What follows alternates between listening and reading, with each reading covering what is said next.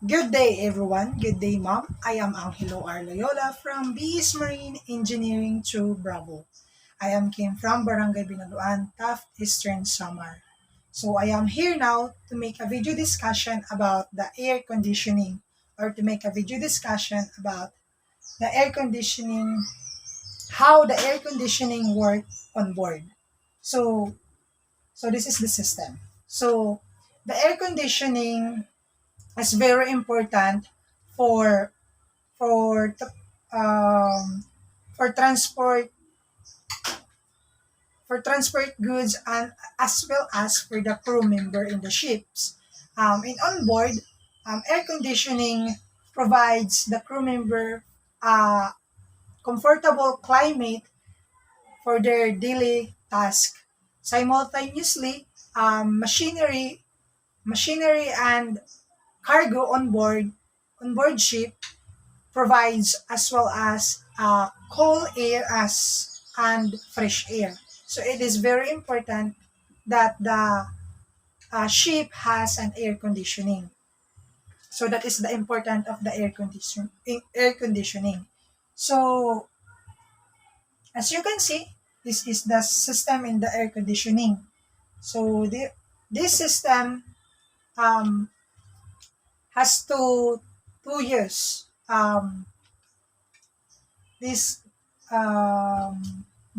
this is two system. This is the heating heating system and this is the cooling system. So as you can see there, this our system has two types of air: the fresh air and the recirculation. So, but we use recirculation air because um, we use recirculation air for reducing consumption of energy in our system. So we use recirculation system than the fresh air. So the principle of this is the air will filter out through the filter and then it will suck with the help of the ventilator and then it will go to the condenser and then it will make a conditioned air to different accommodation of the ships. Then, so it has a sensor. So it has a sensor here, and this is our condenser. A compressor pala to, with has a condenser with a reciprocating type with two cylinder and derived with the electric motor. Compressor is our compressor have a pressure switch so that on it will off if the pressure will reach to its limit. And then the compressor is connected with the condenser to condense the the gas refrigerant to become liquid and with the help of the seawater coolant. And with the help of seawater as a coolant. So, and then we have the calm shock valve through, this is a um, filter dryer with connected to the slide glass so that we can see what's going on in our system. Then slide glass is connected with our thermostatic expansion valve. So with the use of thermostatic expansion valve is to ensure that the sufficient pressure differential is pressure differential from low to high pressure. So this thermostatic expansion valve is connected to the evaporator which gives the pressure low and the high pressure gives the pressure low and the temperature low.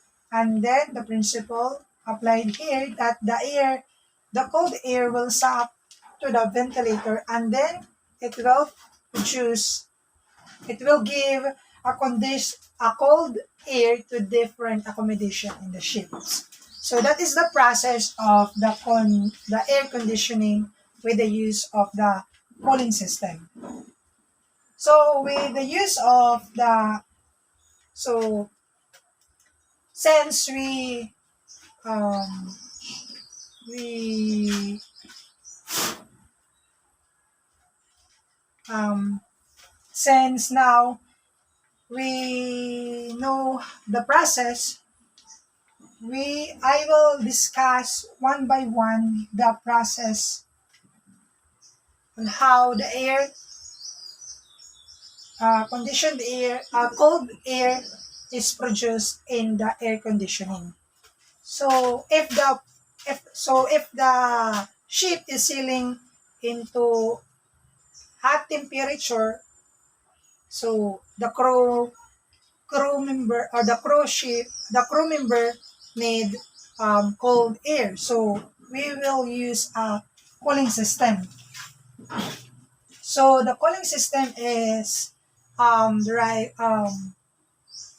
with the use of the gas refrigerant, the with the use of the compressor will compress our gas refrigerant.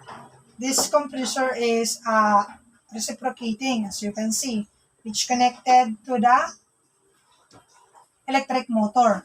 So it once the gas refrigerant is compressed, the temperature and the pressure will become high. The will become high. So this is our pressure switch, which used to on or to off the compressor if it reach the limit of our compressor pressure.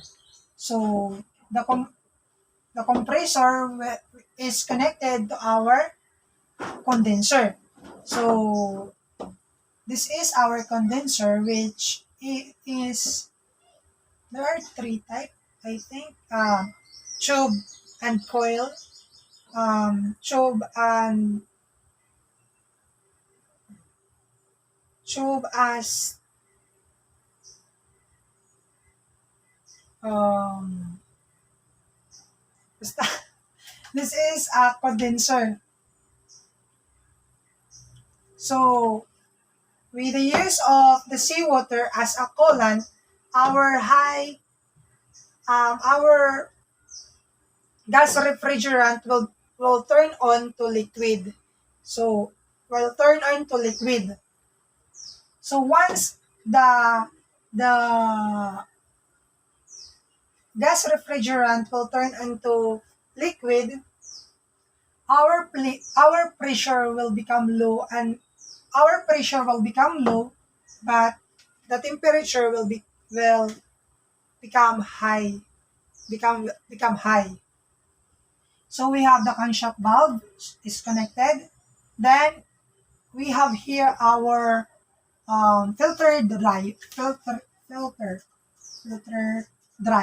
So to filter out some impurities or particles that has in this liquid refrigerant. So that the next system will not damage if the liquid will go in that system. So this is the dryer is connected with slight slight glass so that we can see what's going on in the system. So slight glass is connected with our thermostatic expansion valve. So what is the use of thermostatic expansion valve? The use of this is to ensure that the sufficient um, pressure differential from low pressure to high pressure. So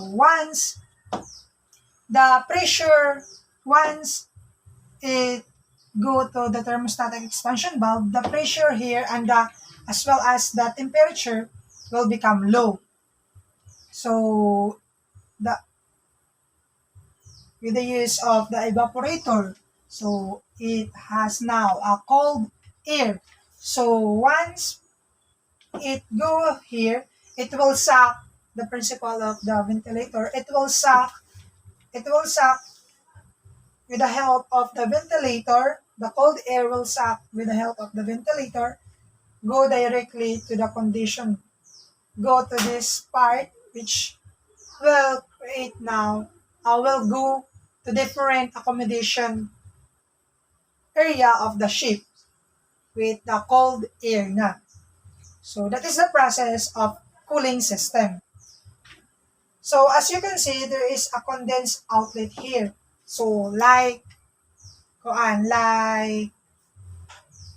aircon, 'di ba? Meron tayong napapansin na there are excess liquid when we use an aircon. So it is also like in this cooling system.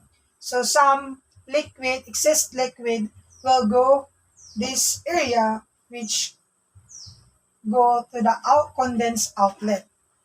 So that is the process of the air conditioning with the cooling air, cold air.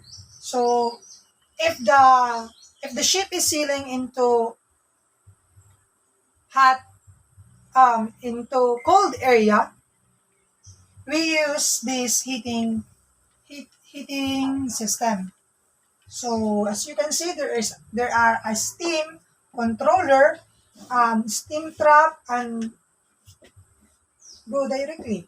So our ventilator is derived with a electric motor. This is the electric motor. So the steam has a pressure which is a 4 bar with connected with a controller so that it if so that the steam will control before entering our heater. So this is our heater. So the heater will suck the hot air in the heater will suck to the ventilator, same as the principle in the cooling system here. So the hot air will suck in the ventilator and then it will go to to this area down to the different accommodation area in the ships. So as you can see here, there is a steam trap which the liquid here is trapped and then the steam will go diretso lang yung stem. So liquid lang yung magtatrap dito. Diba yung mga heater, some liquid also na nabubuo. So dito natatrap yung liquid. So that's all.